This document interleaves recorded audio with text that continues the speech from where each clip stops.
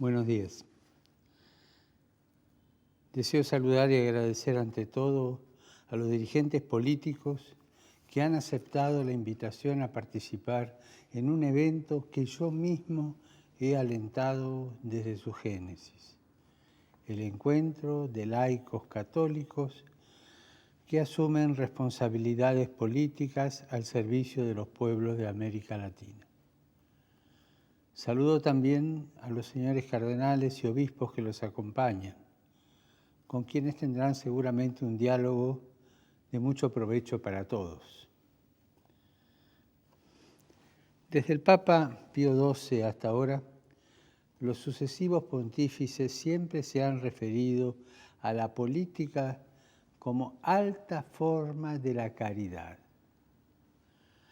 Podría traducirse también como servicio inestimable de entrega para la consecución del bien común de la sociedad. La política es, ante todo, servicio. No es sierva de ambiciones individuales, de prepotencia de facciones o de centros de intereses. Como servicio, no es tampoco patrona, que pretende regir todas las dimensiones de la vida de las personas, incluso recayendo en formas de autocracia y totalitarismo. Y cuando hablo de autocracia y totalitarismo, no estoy hablando del siglo pasado, estoy hablando de hoy, en el mundo de hoy, y quizás también en algún país de América Latina. Se podría afirmar que el servicio de Jesús, que vino a servir y no a ser servido, y el servicio que el Señor exige de sus apóstoles y discípulos es analógicamente el tipo de servicio que se pide a los políticos. Es un servicio de sacrificio y entrega, al punto tal que a veces se puede considerar a los políticos como mártires de causas para el bien común de sus naciones. La referencia fundamental de este servicio, que requiere constancia, empeño e inteligencia, es el bien común, sin el cual los derechos y las más nobles aspiraciones de las personas, de las familias y de los grupos intermedios en general, no podrían realizarse cabalmente, porque faltaría el espacio ordenado y civil en los cuales vivir y operar. Es un poco el bien común concebido como atmósfera de crecimiento de las personas, de la familia, de los grupos intermedios, el bien común. El Concilio Vaticano II definió el bien común de acuerdo con el patrimonio de la doctrina social de la Iglesia como el conjunto de aquellas condiciones de vida social con las cuales los hombres, las familias y las asociaciones pueden lograr con mayor plenitud y facilidad su propia perfección. Es claro que no hay que oponer servicio a poder.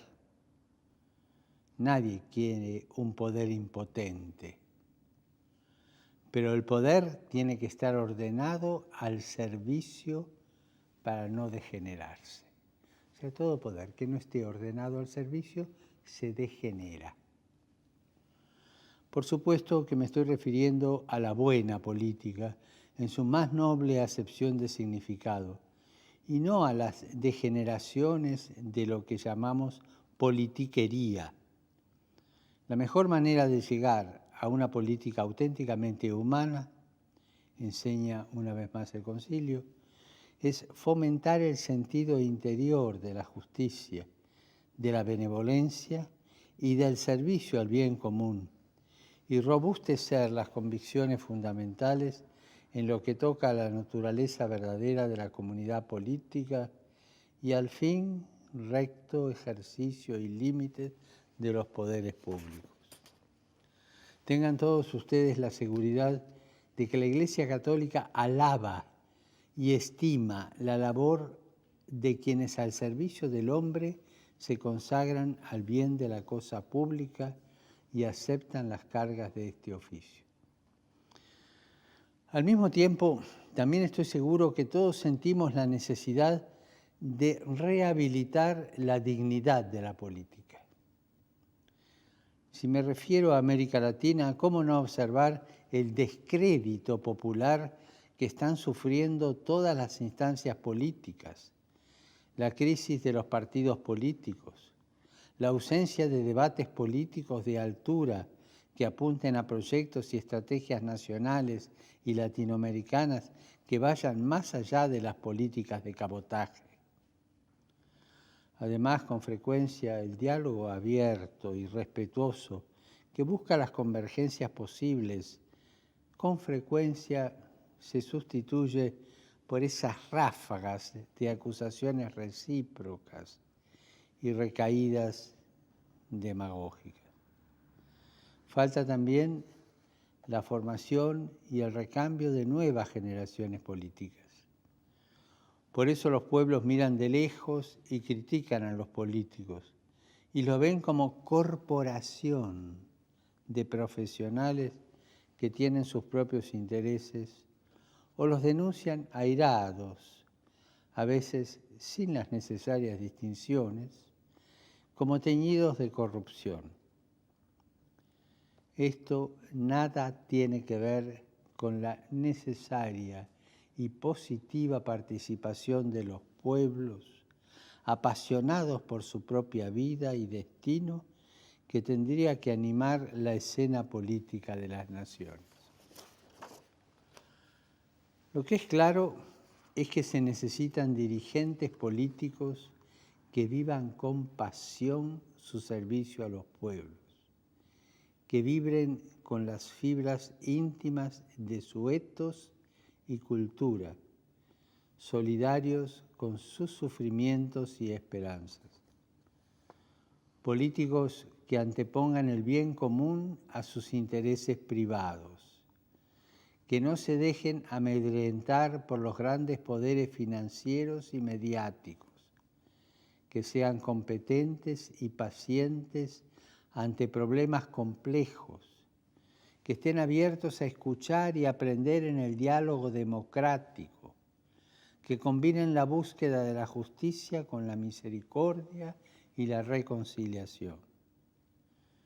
No nos contentemos con la poquedad de la política. Necesitamos dirigentes políticos capaces de movilizar vastos sectores populares en pos de grandes objetivos nacionales y latinoamericanos. Conozco personalmente a dirigentes políticos latinoamericanos con distinta orientación política que se acercan a esta figura ideal.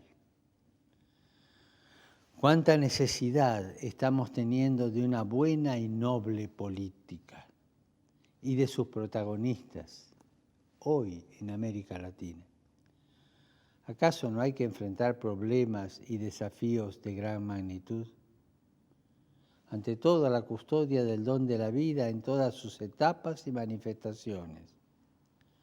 América Latina tiene también necesidad de un crecimiento industrial, tecnológico, autosostenido y sustentable, junto con políticas que enfrenten el drama de la pobreza y que apunten a la equidad y a la inclusión, porque no es verdadero desarrollo el que deja a multitudes desamparadas y sigue alimentando una escandalosa desigualdad social. No se puede descuidar una educación integral que comienza en la familia y se desarrolla en una escolarización para todos y de calidad. Hay que fortalecer el tejido familiar y social.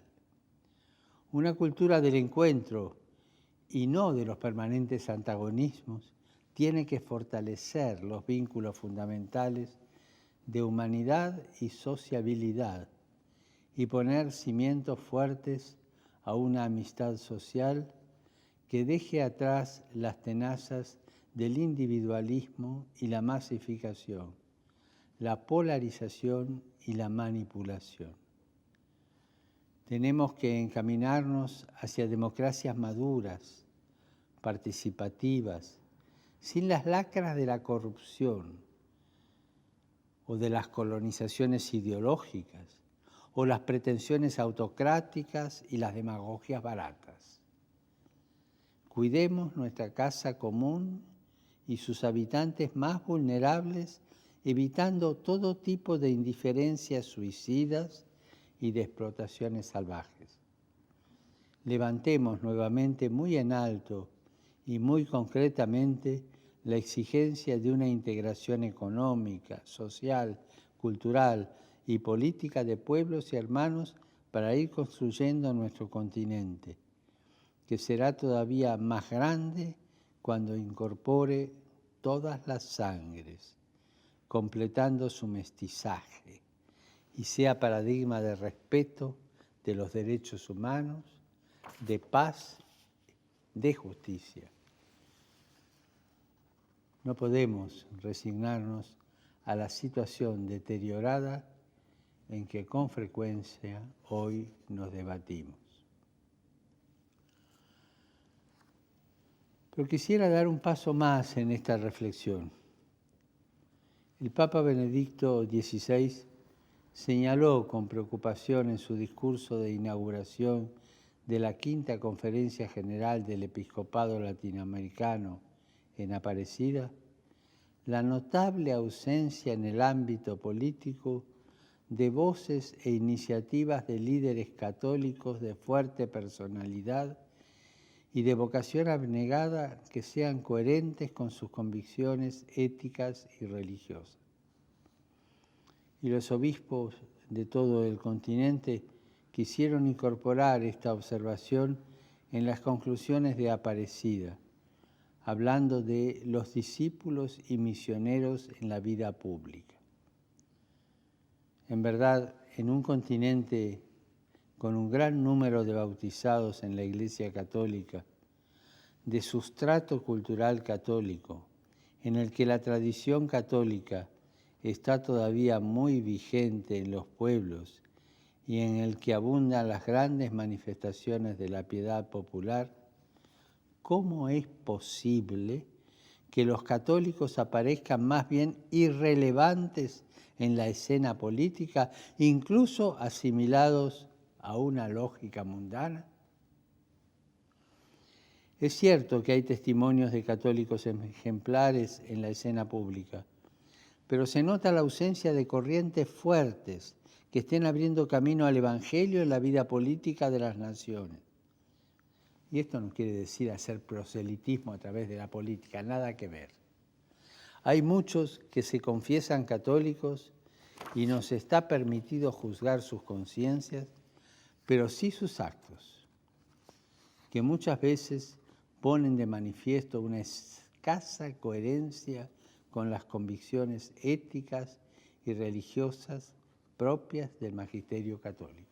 No sabemos lo que pasa en su conciencia, no podemos juzgarla, pero vemos sus actos. Hay otros que viven de modo tan absorbente sus compromisos políticos que su fe va quedando relegada a un segundo plano, empobreciéndose sin la capacidad de ser criterio rector y de dar su impronta a todas las dimensiones de vida de la persona, incluso su praxis política. Y no faltan quienes no se sientan reconocidos, alentados, acompañados y sostenidos en la custodia y crecimiento de su fe por parte de los pastores y de las comunidades cristianas. Al final, la contribución cristiana en el acontecer político aparece solo a través de declaraciones de los episcopados, sin que se advierta la misión peculiar de los laicos católicos de ordenar, gestionar y transformar la sociedad según los criterios evangélicos y el patrimonio de la doctrina social de la Iglesia.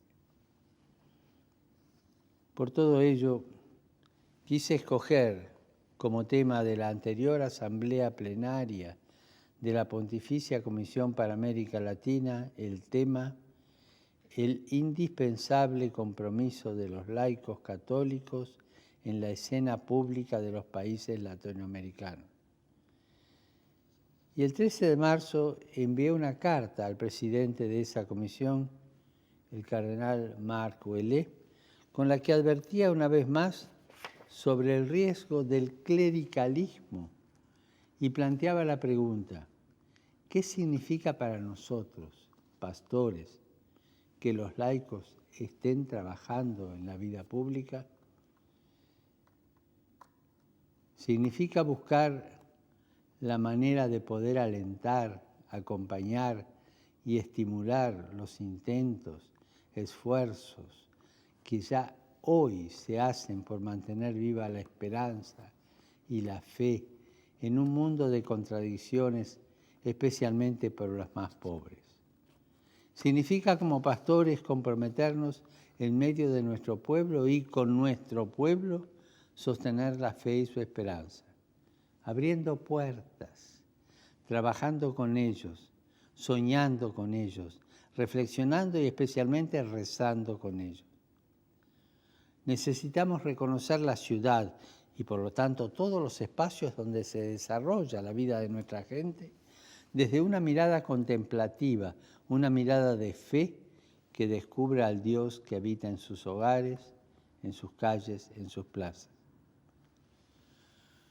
Y al contrario, muchas veces hemos caído en la tentación de pensar que el así llamado laico comprometido es aquel que trabaja en las obras de la Iglesia y o en las cosas de la parroquia o de la diócesis.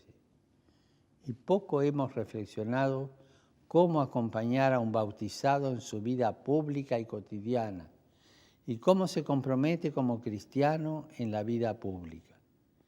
Sin darnos cuenta, hemos generado una élite laical creyendo que son laicos comprometidos. Solo aquellos que trabajan en cosas de los curas. Y hemos olvidado, descuidado al creyente que muchas veces quema su esperanza en la lucha cotidiana por vivir su fe. Estas son las situaciones que el clericalismo no puede ver, ya que está muy preocupado por dominar espacios más que por generar procesos. Por eso debemos reconocer que el laico, por su propia realidad, por su propia identidad, por estar inmerso en el corazón de la vida social, pública y política, por estar en medio de nuevas formas culturales que se gestan continuamente, tiene exigencias de nuevas formas y de organización y de celebración de la fe. Es necesario que los laicos católicos no queden indiferentes a la cosa pública, ni replegados dentro de los templos, ni que esperen las directivas y consignas eclesiásticas para luchar por la justicia, por forma de vida más humana para todos. No es nunca el pastor el que le dice al laico lo que tiene que hacer o decir. Ellos lo saben mejor que nosotros. No es el pastor el que tiene que determinar lo que tienen que decir en los distintos ámbitos de los fieles. Como pastores unidos a nuestro pueblo, nos hace bien preguntarnos cómo estamos estimulando y promoviendo la caridad y la fraternidad, el deseo del bien y de la verdad y de la justicia. ¿Cómo hacemos para que la corrupción no anide en nuestros corazones, incluso en nuestros corazones de pastores? Y a la vez nos hace bien escuchar con mucha atención la experiencia, reflexiones e inquietudes que pueden compartir con nosotros los laicos, que viven su fe en los diversos ámbitos de la vida social y política. Vuestro diálogo sincero en este encuentro es muy importante. Hablen con libertad. Un diálogo que sea entre católicos, prelados y políticos, en el que la comunión entre personas de la misma fe resulte más determinante que las legítimas oposiciones de opciones políticas. Por algo y para algo participamos en la Eucaristía, fuente y culmen de toda comunión. De vuestro diálogo se podrán ir sacando factores iluminantes, factores orientadores para la misión de la Iglesia en la actualidad. Gracias de nuevo y buen trabajo.